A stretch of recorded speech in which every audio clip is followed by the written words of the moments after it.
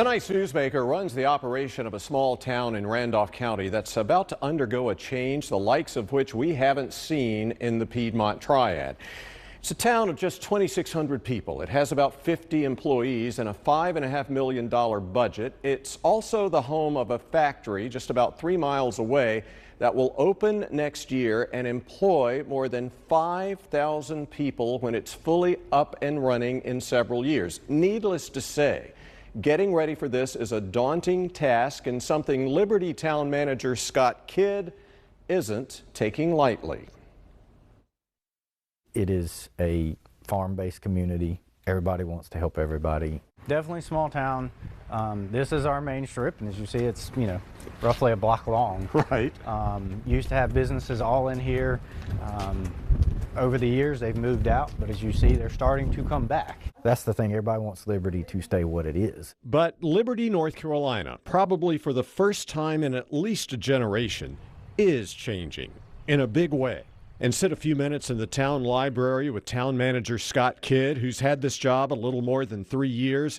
You learn it's already been life-changing. When you learned Toyota was building here, what immediately went through your mind? What I signed up for just changed a lot. From knowing it would take time, but knowing 2,600 residents may become 5, may become 10,000 in the next 5 to 10 years. And the reason is just a few miles to the northwest.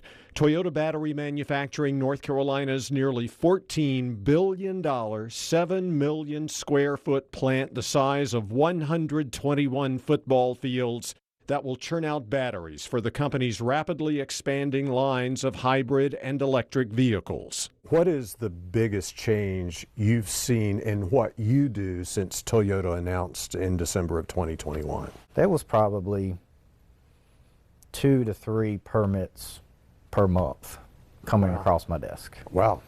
Somebody adding a building in the backyard, maybe a new house, maybe wanting to do a renovation. When Toyota announced, I probably get 15 inquiries to 20 every 2 to 3 weeks. Inquiries from whom? New businesses wanting to know what they can do.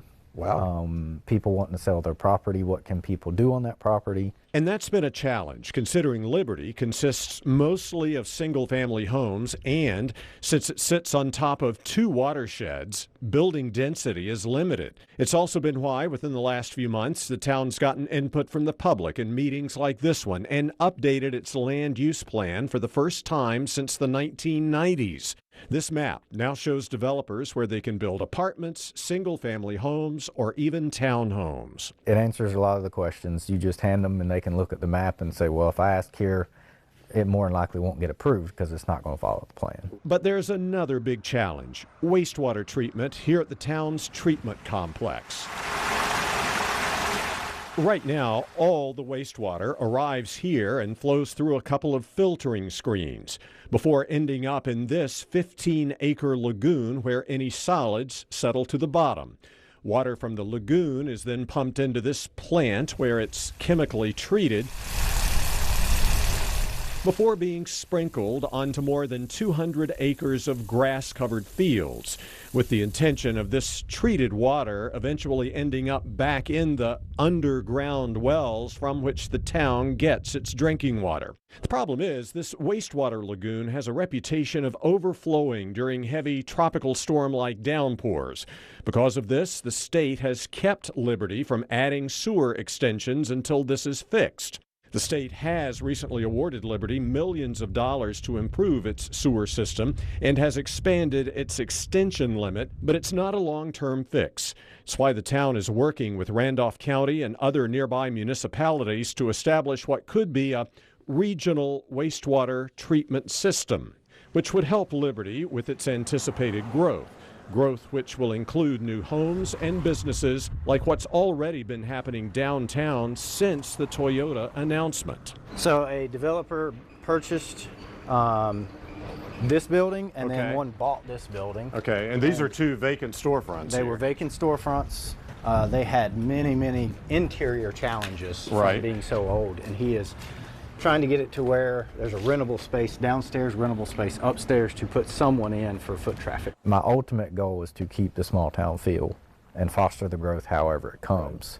That's going to be hard, and no, I can't control everything that's going to happen, but I'll do my best to try to keep that small town feel. At least Liberty won't have to supply the Toyota plant with water and sewer. Those services will come from the city of Greensboro and the Piedmont Triad Regional Water Authority, meaning Randleman Lake. As far as other growth linked to Toyota, Liberty's already gotten a state grant to renovate a vacant big box building for a Toyota subsidiary to turn into a warehouse. Randolph Community College also plans to build a new 22-acre campus in Liberty that'll serve at least 500 students. And the Randolph County school system is moving forward with plans to build a new $40 million Liberty Elementary School.